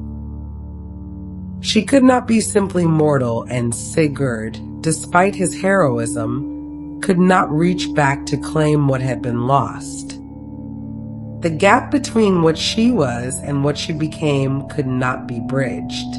Other stories tell of Valkyries appearing to heroes at crucial moments, offering warnings or assistance or prophetic knowledge. These are not love stories exactly, but they carry a similar weight. The sense that the Valkyrie sees something in the mortal that calls to her, that makes her willing to bend the rules, to offer aid that might not be strictly within her purview. The hero Helgi encounters the Valkyrie Sigrun, and they are bound together through multiple lifetimes, dying and being reborn, finding each other again and again, yet never able to escape the pattern of tragedy that defines their connection. What draws Valkyries to certain mortals? The sources do not explain this clearly, but we can infer. Perhaps it is exceptional courage, the kind that shines so brightly it is visible even before the moment of death. Perhaps it is fate itself. Perhaps it is simply the mystery of attraction, the inexplicable pull between beings that transcends logic or function. But always, there is a cost. The Valkyrie who loves a mortal either loses her divine nature, or loses the mortal to death, or loses both. The mortal who loves a Valkyrie gains brief union with something beyond human experience, but pays for it with suffering, separation, or early death. These are not stories with happy endings. They are stories about the price of touching the divine, of reaching across boundaries that exist for reasons, of wanting what cannot be sustained. Yet the stories persist, told and retold, because they speak to something deeply human.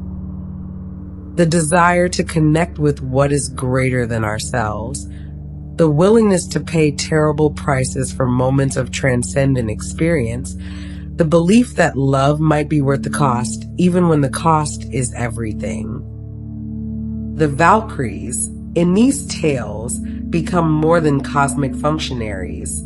They become beings capable of desire, of choice that runs counter to duty, of suffering the consequences of that choice. They prove themselves not just agents of fate, but subjects of it, caught in the same web of weird that binds mortals, gods, and all beings. When Brynhildr kills herself to follow Sigurd into death, when Sigrun mourns Helgi through multiple lifetimes, when Valkyries appear to warriors they will later claim, and offer them moments of connection before the final separation, these moments reveal that the choosers of the slain understand loss, longing, the ache of endings that come too soon. Perhaps this is why they perform their function with such certainty. They know, intimately, that death is not the worst thing. Separation is worse. Dishonor is worse. Living without purpose or meaning is worse. When they choose warriors for Valhalla, they are offering something they understand from their own experiences in these tragic tales: continuation, purpose, meaning that extends beyond the moment of loss. The love stories of Valkyries and mortals are brief flames burning in the darkness, beautiful and doomed. They illuminate something about both mortal courage and divine capacity for feeling. And they remind us that even beings who stand at the threshold between worlds, who shape fate through their choices, are not immune to the pull of connection, the risk of love, the pain of loss. The boundary blurs. The Valkyrie reaches across it. The mortal reaches back. And for a moment, however brief, the gap closes. Then fate reasserts itself. Duty calls, death intervenes, and the separation becomes absolute once more. This is the cost of touching the divine.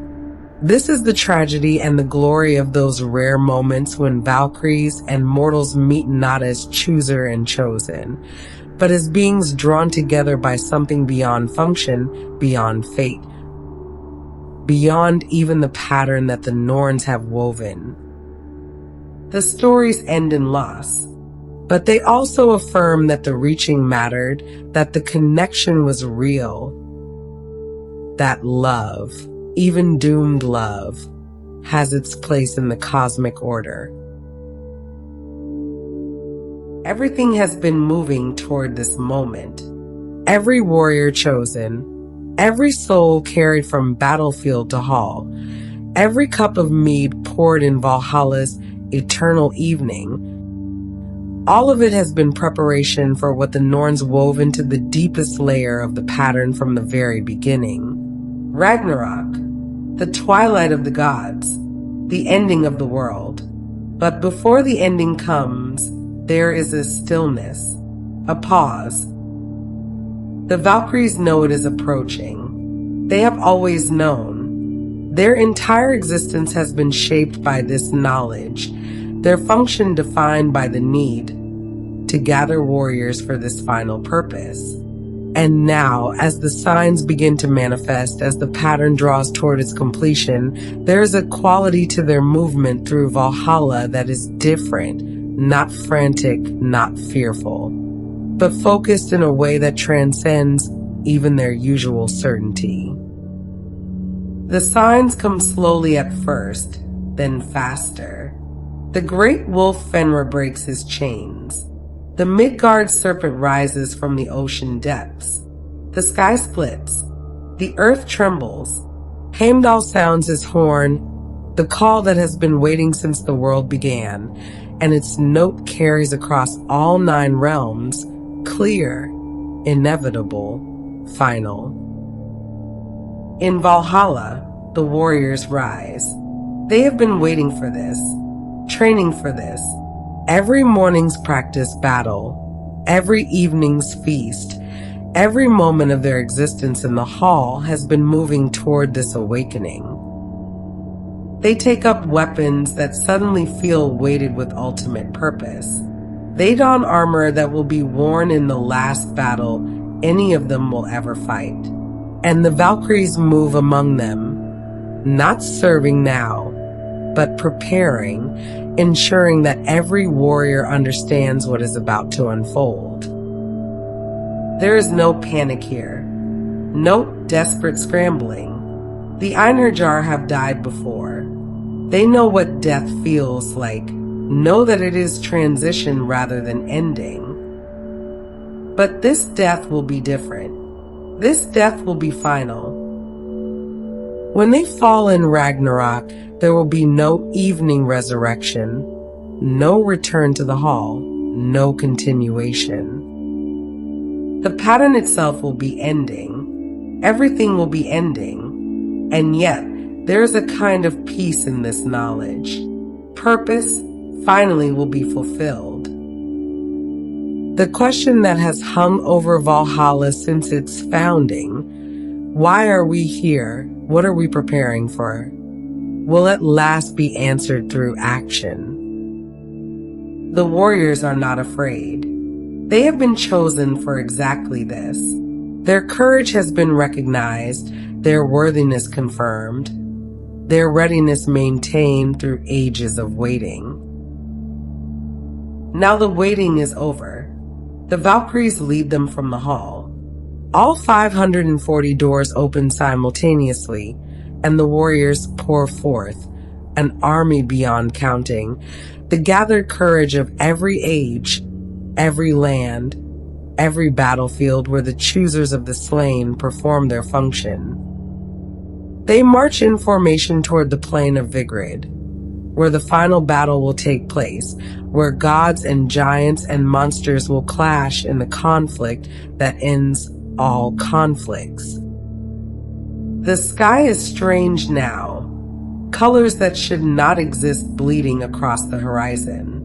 The world tree Yggdrasil trembles, its roots loosening, its branches beginning to wither. The carefully maintained order of the 9 realms is coming undone. Chaos is reasserting itself, returning to claim what was briefly organized into cosmos. This is not wrong. This is not tragic. This is simply what was always going to happen, what the Norns wove, what fate required. The Valkyries ride at the head of the army, or among it, or perhaps above it. The sources are unclear, and perhaps in that final moment, such distinctions cease to matter. They are guides still, leading the chosen toward their ultimate purpose. But they are also participants now, no longer separate from the warriors they have gathered, but joined with them in common cause. The boundary between chooser and chosen dissolves in the face of shared fate. Odin leads the gods into battle. Thor faces the Midgard serpent. Tyr confronts the great hound Garmr. Freyr fights the fire giant Surtur. And the Einherjar, the warriors of Valhalla, engage the hosts of chaos. giants and monsters and forces of destruction that have been held at bay since creation began.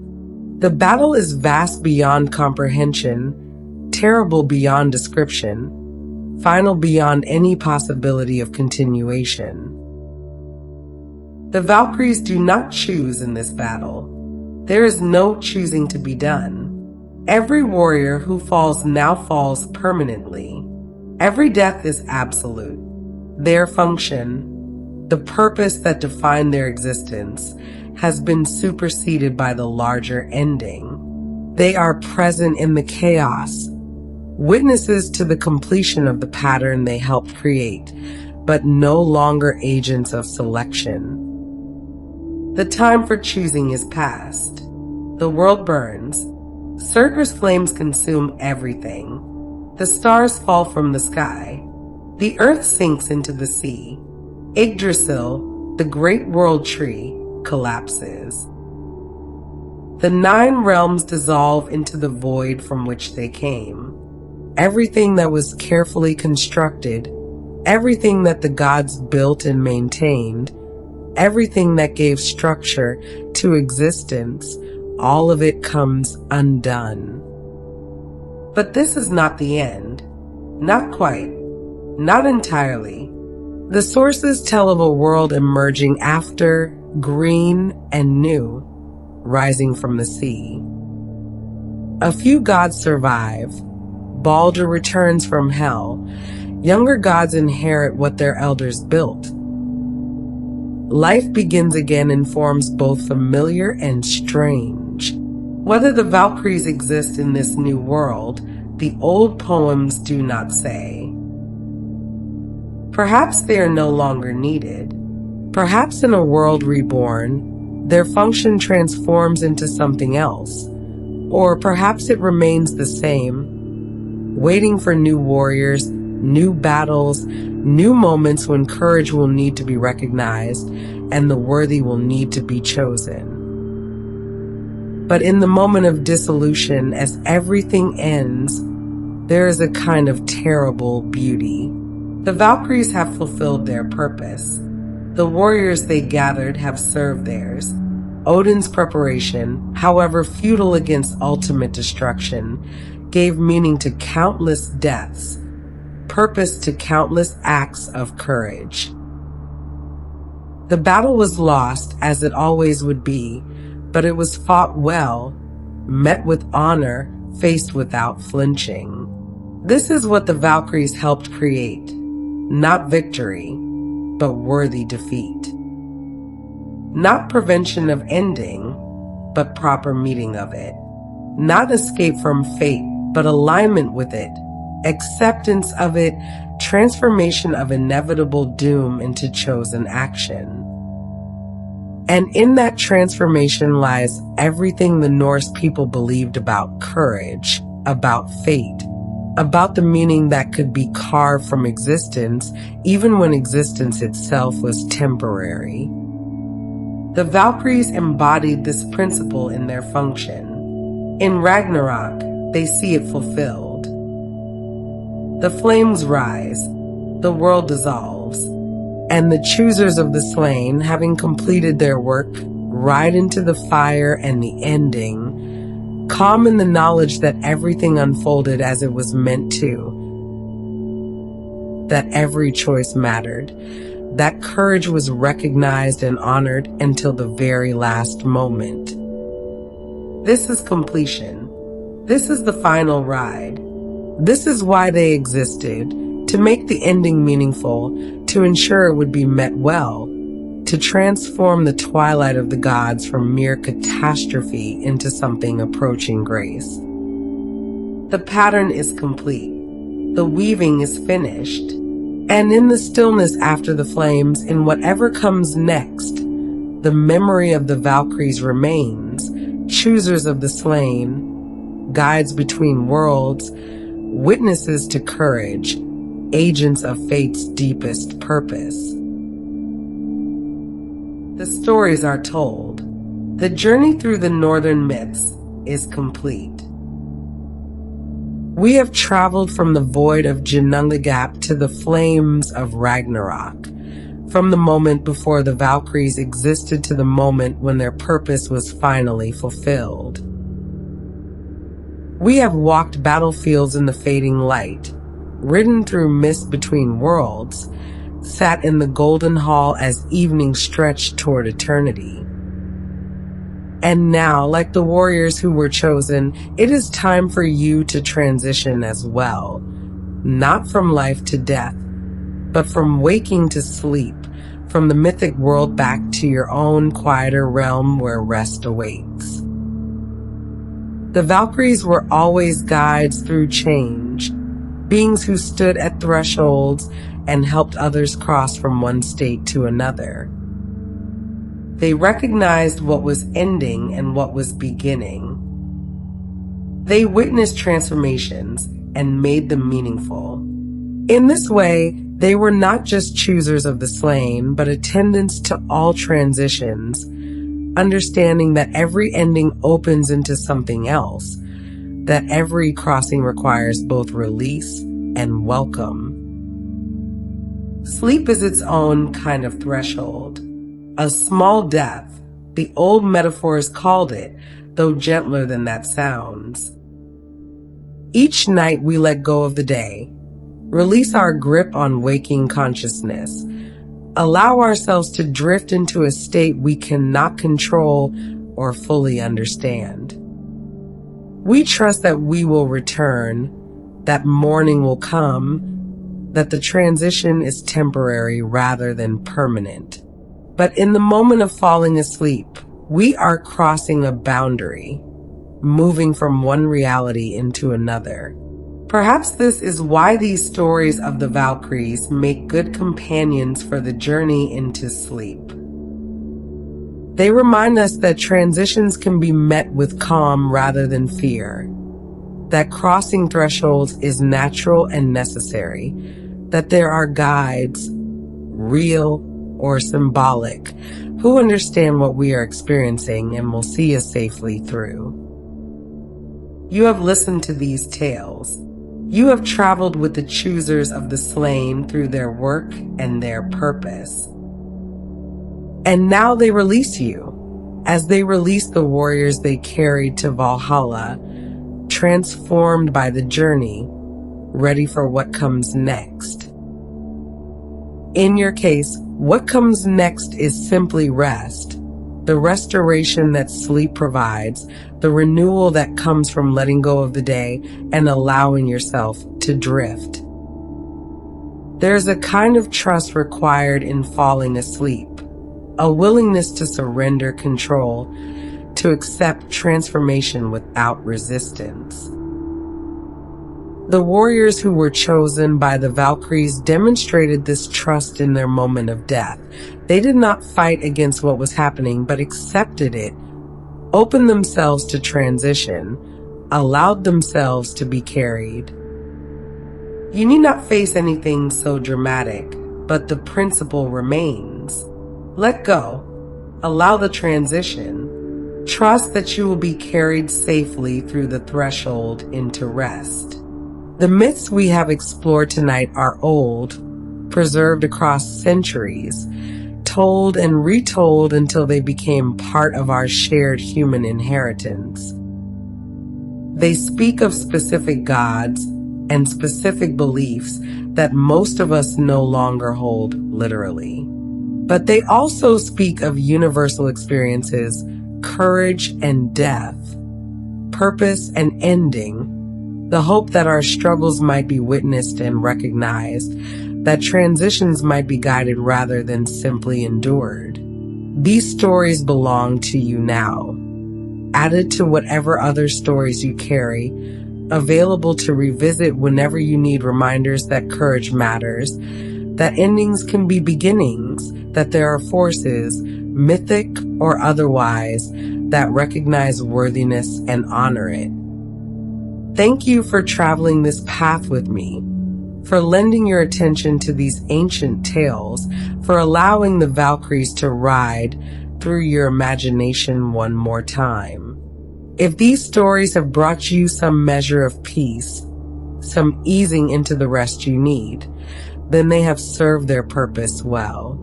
I hope you will return for more journeys into the past, more stories drawn from the deep wells of human mythology and history.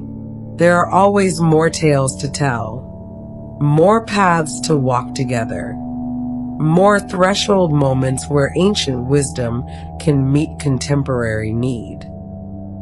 If you have found value in this exploration of the Valkyries, I invite you to like and subscribe, to share these stories with others who might need gentle guidance into sleep, to come back whenever you need companions for the journey into rest. The Valkyries are fading now, riding back into the mist from which they came, their work complete for this evening. The golden hall grows distant. The eternal evening gives way to your own personal darkness, the quiet space where sleep awaits. You are released from the mythic world, free to cross the threshold into rest, carrying with you whatever these stories have given you: images, ideas, the simple comfort of time spent in the presence of ancient wisdom. Sleep well, rest deeply,